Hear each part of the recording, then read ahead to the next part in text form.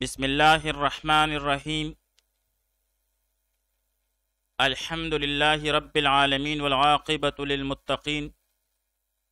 والصلاة والسلام علی خیر خلقہ محمد وآلہ واصحابہ اجمعین۔ آج زاد الطالبین میں ہمارا 54واں سبق ہے، جس میں ہم حدیث نمبر 47 کا ترجمہ، لغوی و صرفی تحقیق، تشریح اور ترکیب کے بارے میں پڑھیں گے۔ حدیث نمبر 47 ہے، ما قل و کفا خیر مما کثر و الہا۔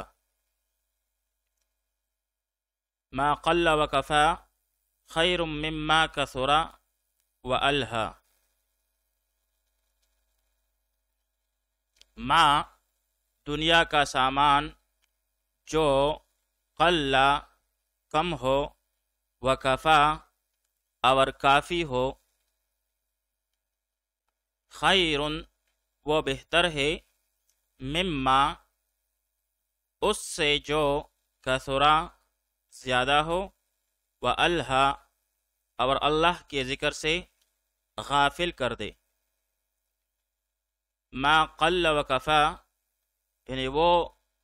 جو کم ہو اور کافی ہو، یعنی دنیا کا سامان،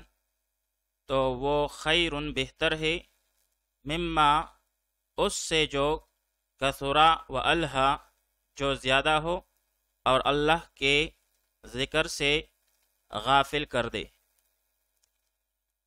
اب یہاں پر قل باب ضرب یضرب سے مستعمل ہے۔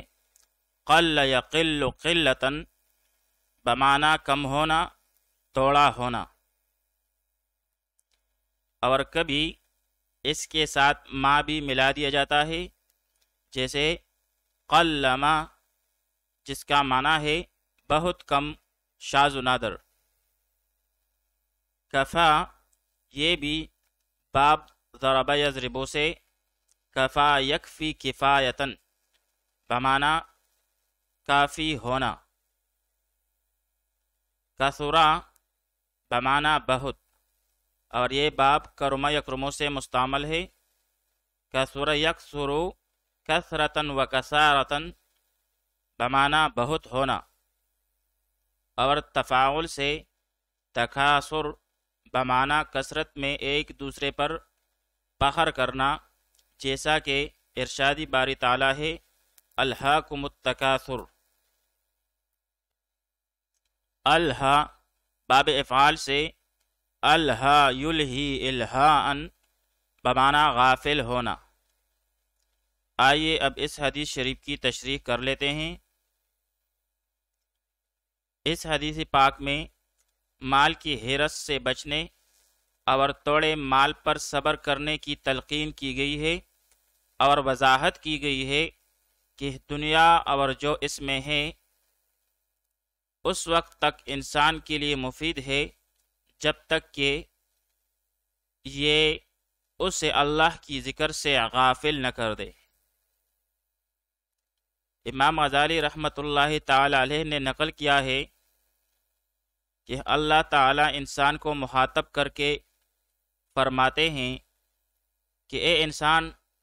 تجھے ساری دنیا کی دولت بھی مل جائے تب بھی تجھے 2 وقت کی روٹی ہی میسر آتی ہے۔ حسن بصری رحمۃ اللہ تعالی علیہ فرماتے ہیں کہ اللہ تعالیٰ نے ایسے لوگوں پر لعنت فرمائی ہے جو اس کے تقسیم کردہ رزق پر راضی نہ ہو، اور پھر یہ آیت تلاوت فرمائی، وَفِي السَّمَاءِ رِزْقُكُمْ وَمَا تُوعَدُونَ فَوَرَبِّ السَّمَاءِ وَالْأَرْضِ إِنَّهُ لَحَقٌّ۔ آسمان میں تمہارا رزق ہے، اور جس چیز کا تم سے وعدہ کیا جاتا ہے، آسمان اور زمین کے رب کی قسم، وہ حق ہے۔ آئیے اب اس حدیث شریف کی ترکیب پڑھ لیتے ہیں۔ ما قل و کفا، ما موصولہ، قل فعل ہے اور اس میں ہوا ضمیر مستتر جائز الاستتار اس کا فاعل،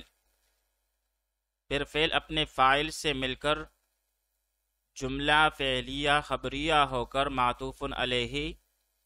کیونکہ اس کے بعد واو عاطفہ ہے۔ اسی طرح کفا فعل ہے